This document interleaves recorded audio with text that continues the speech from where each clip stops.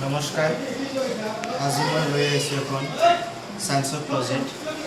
হাতীবুটা আঞ্চলিকৰ পৰা মই 10ম শ্ৰেণীৰ ছাত্ৰ এজন। এইটো হ'ল উইল মিল, আৰু এইটো মেনুৱেল হয়। আমি এইটো সহজতে বনাব পাৰোঁ।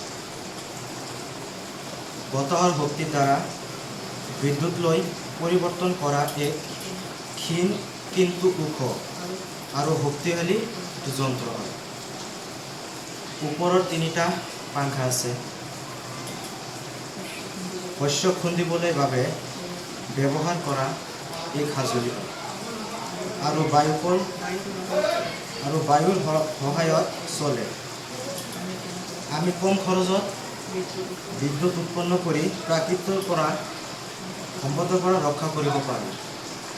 আৰু এইটো হ'ল ষ্ট্ৰীট লাইট। যেতিয়া বায়ুৰ বতাহ বাঢ়িব তেতিয়া এই পাখাখন ঘূৰি পিছত ইয়াতে শক্তিখন উৎপন্ন হ'ব। উৎপন্ন হোৱাৰ পিছত ইয়াৰ পৰা বিদ্যুৎটো ছাপ্লাই হৈ ষ্ট্ৰীট লাইটত যাব। যোৱাৰ পিছত ষ্ট্ৰীট লাইটৰ পৰা পোহৰ ওলাব।